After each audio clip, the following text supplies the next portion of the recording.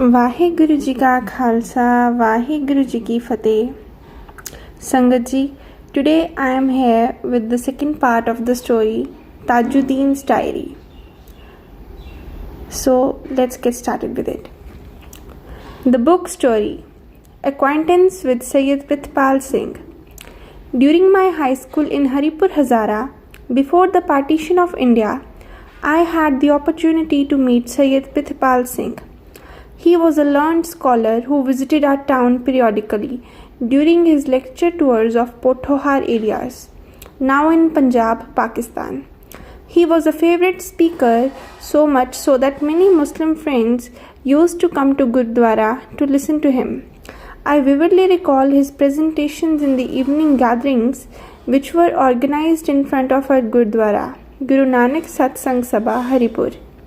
Space inside the Gurdwara was insufficient to accommodate the large sizes of audience. Thus, the road in front was barricaded to traffic and rugs were spread on the roads for the audience to sit. His popularity was partly an account of his telling us the stories of Guru Nanak's visit to Saudi Arabia and other Middle Eastern countries. In his speeches, he often quoted Guru Nanak in Arabic and in Persian. I was one of his many admirers, first while I lived in Haripur and later in Patiala after the partition of India.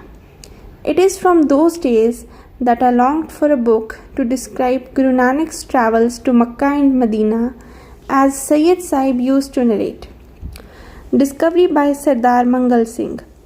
After migrating to the USA in 1956, I first returned to visit India in 1963, when I paid a visit to Sardar Bahadur Mangal Singh. He was a kind friend and the president of the Chief Khalsa Diwan, a premier Sikh organization. He suddenly asked me if I could visit a village with him. There, a Saint Baba had a manuscript that I should examine and advise him on its publication. I agreed and accompanied him the following day to the village after many hours of a car journey. Sant Ji, who wore white clothes, I did not recognize him then as my old friend Sayyid Sahib. The saintly figure brought a handwritten document, several pages, thick, drafted in Gurmukhi script, with black ink for our inspection. I hurriedly went through the manuscript. I concluded to Sardar Mangal Singh that it was a handwritten account of Guru Nanak's visit to Makkah. It recorded Guru's dialogues with Islamic leaders there. I was thrilled to see this document. My advice to Sardar Sahib was that the manuscript should be cautiously preserved for research and be published, if possible, after it is viewed by other historians for its authenticity. I do not remember anything further about the contents except some questions asked of Guru Nanak about his religion and about the future of the world's religions. I recall Guru Nanak predicting that the Gurmat under multiple names would be ultimate religion of the world. I also remember noticing the term Khalsa used in the manuscript. Professor Kulwant Singh's treatise. During my visit to Amritsar in the year 2000, I met my old colleague, Professor Kulwant Singh. He took me to his home and gifted me his book on the Guru Nanak's visit to Makkah and Medina. He told me that it took him almost 20 years to publish that book, as it was a tedious journey to locate and search over a dozen or so research manuscripts. His book Makkah Medina, The Gosht, is widely referenced in the present book done by Inderjeet Singh. It referenced 17 different old documents and 365 questions and answers between Guru Nanak and his audience. During the first conversation, Professor Sahib told me of other books and documents on this subject. Sardar Inderjeet Singh is very comprehensive in his account, as he referenced almost all of the known manuscripts on the subject. Generosity of Mohinder Singh Bedi. I had lost track of my long-time friend Mohinder Singh Bedi until I read Sardar Himmat Singh's account of Guru Nanak's visit to Makkah. I called Himmat Singh in Patiala, as he was an old colleague, and asked for Sardar Mohinder Singh Bedi's contact. You will read all about Bedi Sahib in the book under review. I immediately contacted Bedi Sahib in London and accepted his invitation to visit him there personally to explore further the project of doing a book on Guru Nanak's travels to Makkah. When visiting him, I understood Bedi Sahib's apprehension in handing over the treasure he so carefully preserved to anyone without being assured that it would not be exploited either for making money or taking any other kind of dubious advantage. He was also committed to preserving its purity and authenticity. Both Bedi Sahib and his wife Kuldeep Kaur were very hospitable when I visited as their guest in London.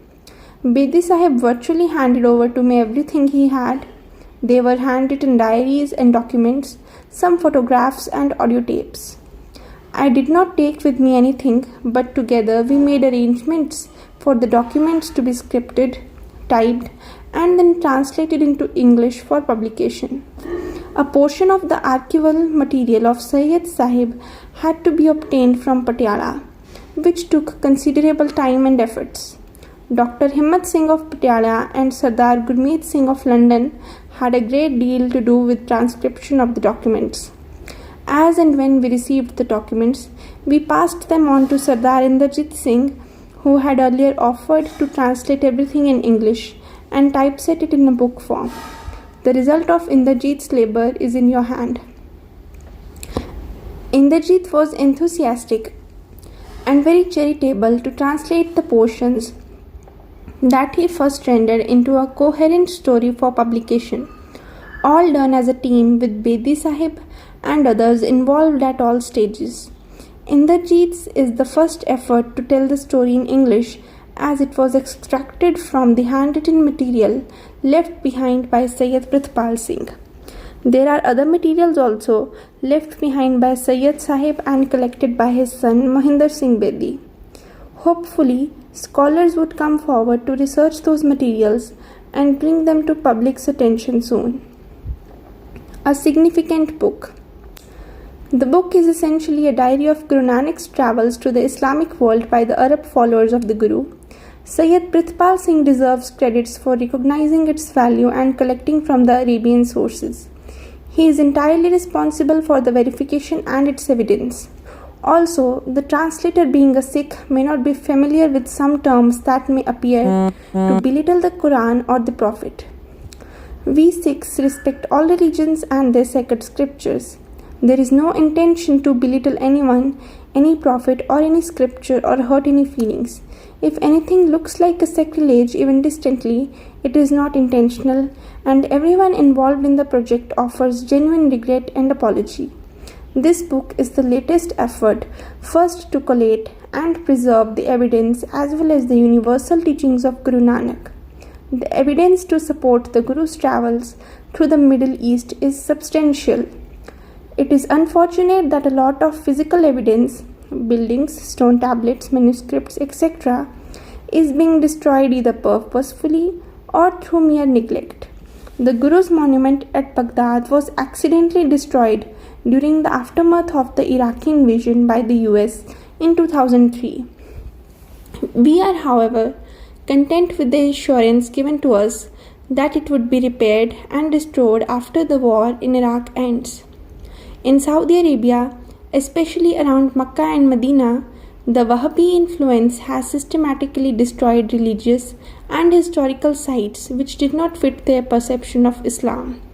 In this pursuit, Wahhabis didn't even spare some Islamic heritage itself and evidence linked to the Prophet and his family. The Wahhabi clergy, body of religious scholars, viewed local religious practices as unfounded superstition, superseding codified religious sanction that was considered a total corruption of religion and the spreading of heresy. What followed was the removal of the physical infrastructure, tombs, Muslims, mosques and sites associated with the family and companions of Prophet Muhammad. In the process, the evidence of the relationship of Islam with other world's religions as the path shown by Guru Nanak was also eclipsed. Thus, it is more important to research and document history related to Guru Nanak before all trace of evidence of his visit is entirely destroyed. The writer was compiled some of this evidence in the appendix of this book. Recommendation. Both scholars and laity will benefit from the most recent treatise on the travels of Guru Nanak, collated and translated by Inderjit Singh. It is suitable for research on Guru Nanak's mission and his travels. No reader will miss noticing the amount of work and dedication that Inderjit put into completing this project. There are points scattered here and there in this book that may seem to be not consistent with Guru Nanak's teachings as we perceive them today. For example, there are references to karamat or miracles by the Guru. There are citations from sources yet not confirmed, and there are included selected verses from Holy Quran. However, the author himself realized those limitations by saying that he might not agree with all of the observations of Sayyid Prithpal Singh. This book is very timely because Sikhs stand at a new juncture, new crossroads. This book gives a glimpse of how Guru Nanak welcomed the globalization and showed a path to make use of such a globalization with a message that is really universal. It is upon all of us to welcome the citizenship of the global village and re-articulate Guru's teachings as universal values. Parthaye Sakhi Mahapurkh Bolde Saji Sagal Jahane. Great men speak the lessons by relating them to the individual situations, but the whole world may share in them. Shri Guru Granth Sahib Ji, Ang number 647. We are challenged to realize a form of subjectivity that is genuinely plural and is in consonance with the message of Guru Nanak. This way we follow Guru Nanak's footsteps and encounter the coming waves of global uncertainty with confidence and optimism, ignoring the path that Guru Nanak showed through his travels and dialogues with every religion in favor of hearsay stories or sakhi will retreat us into the usual kind of romantic self-emulation. Harbans Lal, PhD, D.Lit. Honours.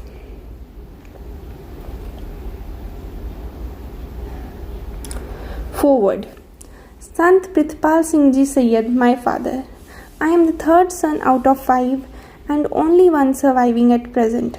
I am in my 80s now with failing health. It has been preying on my mind that I should discharge my duty of publishing my father's manuscript on Guru Nanak's pilgrimage to Makkah.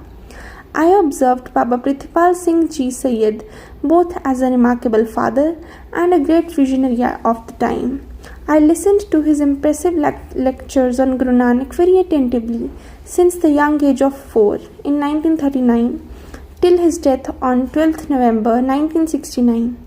I was always astonished to learn the depth of his understanding of Guru Nanak's mission besides being Hafiz in Quran Sharif. It is my intention, due to my long association with my father, to say something about my father's family background. I had met his relatives in Meerpur in 1993. How he was touched by the book Sahitya of Baba Nanak Fakir that he found in Medina Library on a Hajj to Makkah with his father and Sayyid Kafla from Jammu and Kashmir. What a huge impact this book had on him, how it transformed the rest of his life, with what courage he left his high family and riches and indeed spent his entire life preaching Guru Nanak's mission. When I was in my teens, around 1950, I remember my father was approached by Sardar Gulzar Singh Sidhu to write a book on Guru Nanak journeys to Makkah Medina. Mr. Sidhu was the president of Gurdwara Nagina Ghat, Nangal Dham, Punjab at that time. This Gurdwara is built on the bank of river Satluj, and it was from this point that Guru Gobind Singh Ji crossed the Satluj river. A very small part of his manuscript called Babe Di Baghdad Ferry was published a few years ago. This created an immense interest and craving among the Sikh historians to know more about Guru Nanak's journey to Baghdad and Makkah. In 2013, we assembled a team to translate the manuscript of my father into English. Inderjeet Singh was asked to lead the job with assistance provided by Harbans Lal and Gurmeet Singh. My father's manuscript is a part of the Sikh heritage and I feel honoured to hand it over to the Sikh world. Mohinder Pal Singh Bedi. Sangat ji, that's it for today, and at the end I would also like to mention that I may not be very much good in pronouncing the words which may be related to the terms of Islam, so in the beginning I am apologizing for that, and I definitely allow constructive criticism on my videos, and please let me know if I do any sort of mistake. At the end I would like to say Vaheguru Ji Ka Khalsa, Vaheguru Ji Ki Fateh. May God bless all people on this world. Nanak naam chaddi kala, tere paane sarbat da pala. Vaheguru Ji Ka Khalsa, Vaheguru Ji Ki Fateh.